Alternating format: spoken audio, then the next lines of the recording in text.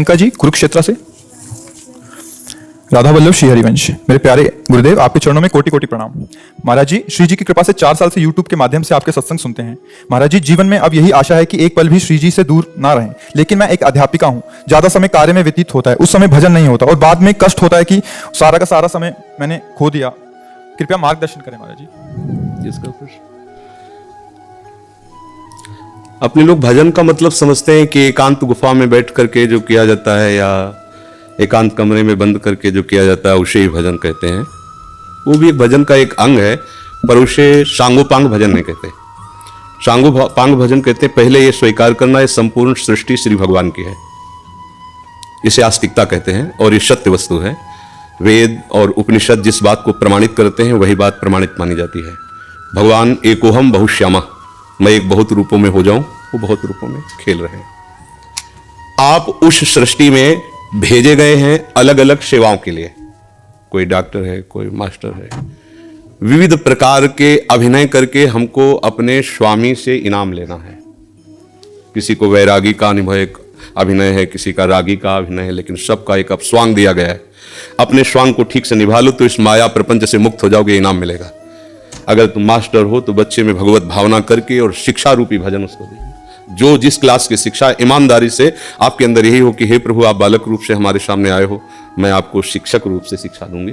और उस समय यदि भगवत भाव रहा तो आपने जितने घंटे बालकों को पढ़ाया वो भजन ही है, उससे बिलग नहीं। एक युद्ध क्षेत्र में खड़ा हुआ सूरवीर सामने के सैनिकों की गर्दन उतारता है अपने देश रक्षा के लिए, उसका वो भजन ही है, भजन से कम नहीं है, क्योंकि अपने धर्म के लिए वो युद्ध में वार कर रहा है। अधर्म से किया हुआ हर कार्य निष्फल है और धर्म के लिए किया हुआ हर कार्य भजन है, क्योंकि सृष्टि भगवान की है। अगर एक केवल मान लिया जाएगा कि माला चलाना इतना ही भजन है तो वो भजन के सर्वरूप को नहीं जानता है। अगर ऐसा ही हो तो अर्जुन जी कह रहे हैं श्री भगवान से कि मैं संन्यास लेकर के विरक्त होकर मांग कर खाऊंगा, पर मैं युद्ध नहीं करूंगा क्योंकि इसमें हिंसा होती है। और श्री भगवान कह रहे हैं कि नहीं, तुझे युद्ध करना ही होगा। मामुनिस्मर युद्ध च, मेरा स्मरण करते हुए तुझे युद्ध करना होगा।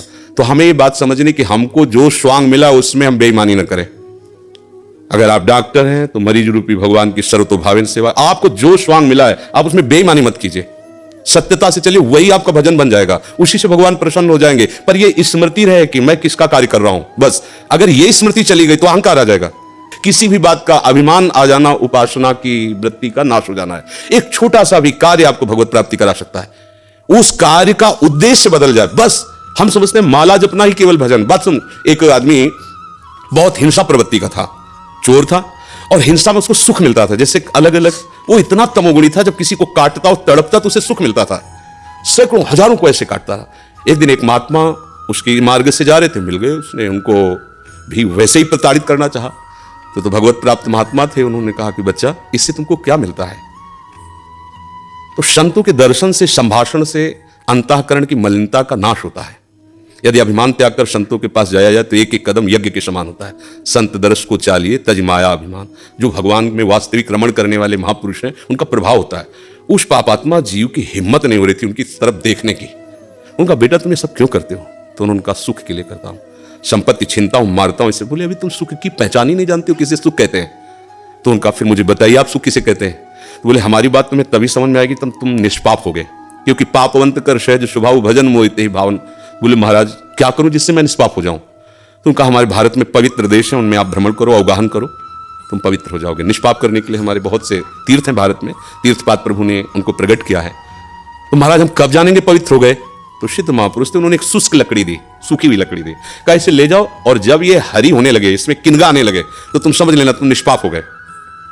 चला गुरु को प्रणाम करके 10 किलोमीटर चला हुआ, शाम हुई, एक वृक्ष बड़ा था उसके नीचे रुका। गांव में रहने का स्वभाव उसका नहीं था और उसमें 4-5 चोर बैठे हुए थे और वो नीचे जड़ में ऐसे जाके बैठ गया। रात्रि व्यतीत हो तो तीर्थयाटन को जाएंगे।